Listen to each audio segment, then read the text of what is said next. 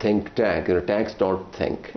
Military diplomacy. The reason you have diplomacy is because you have militaries, right? Militaries create conflicts and diplomats solve them. But here you have a great oxymoronic combination of military diplomacy.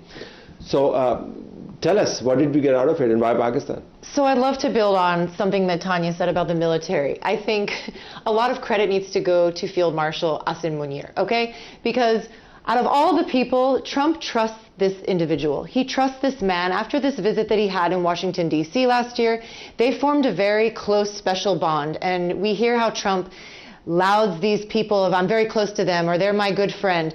And he congratulated and gave a lot of praise in a tweet post discussions to the Prime Minister, to Asim Munir, for even being able to help convene these kinds of talks and negotiations. So I think that his nerves of steel, him being this architect, of the region, of the Middle East, of trying to negotiate and bring peace to the region, I think that he had a lot to be able to do with this on behalf of Trump, because Trump trusts him to be able to convene these talks here. And I think that goes a long way.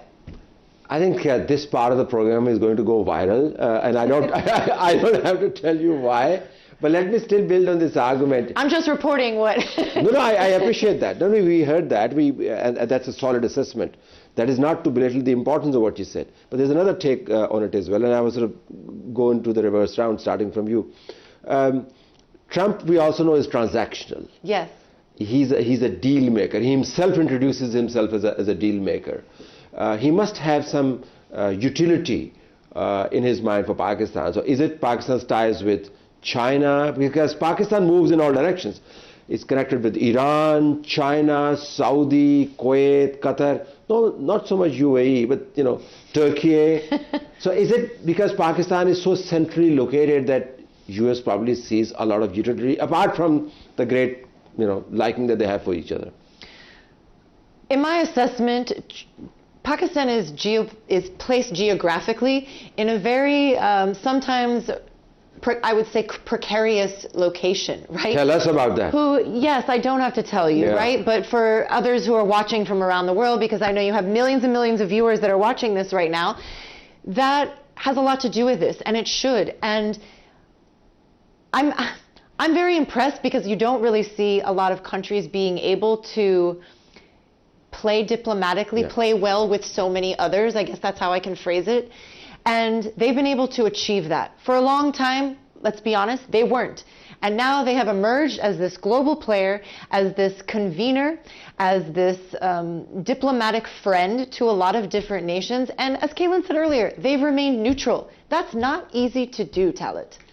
Okay, but our neutrality is also has limits, Tanya, right? We are bound by a defense agreement with Saudi Arabia, and we were called out, and that's why we didn't want to go that path. But come back into this. Is it transient or is it permanent? Is it like, Islamabad talks related or Iran conflict related? Or do you see Pakistan emerge on a more long-term basis as a place where you could actually resolve global issues and talk about issues that you can't talk elsewhere?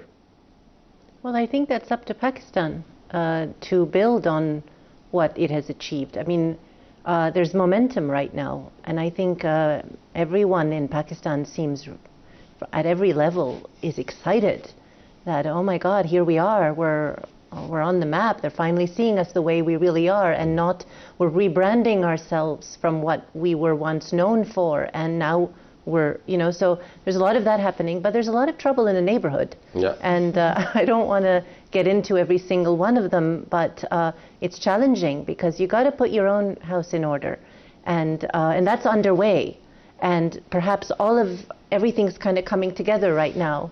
That's the best part of it, or the most interesting, exciting part of it.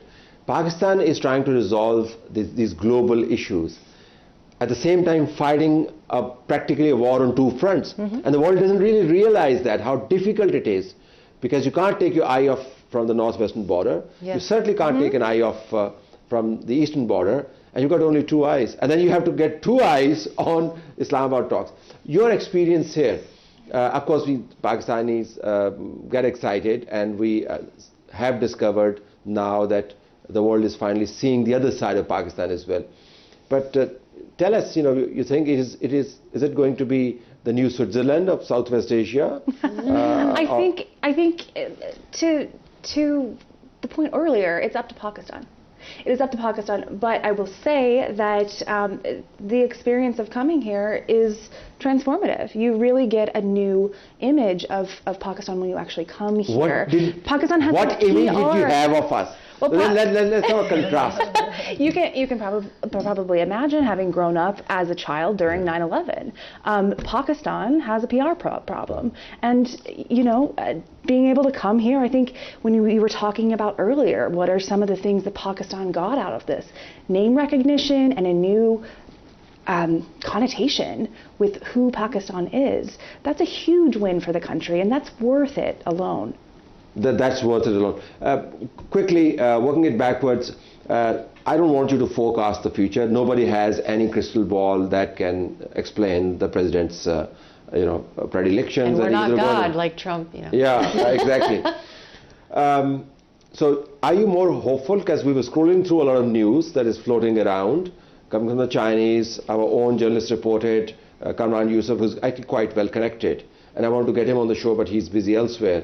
And his last part of this post is, historic deal still on the cards. He says, naval blockade is a big developing story. It was almost as if he's responding to our program. But do you get a sense that there's still a lot of positivity around the next round?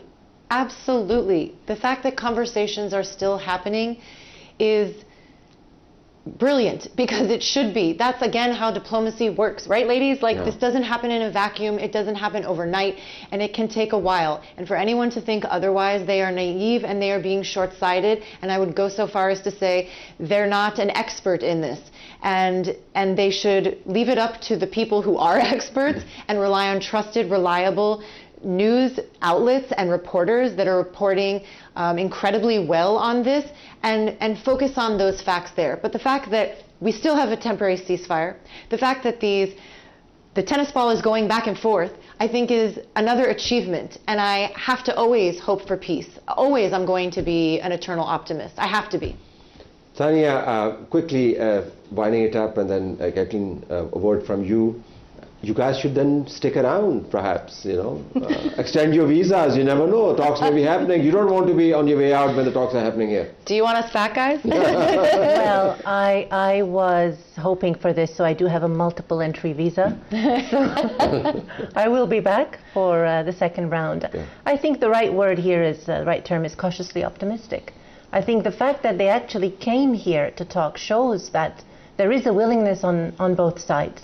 A lot of opportunity. Time is up almost. So yes, no, positive or? Absolutely. Absolutely. I have to leave it there.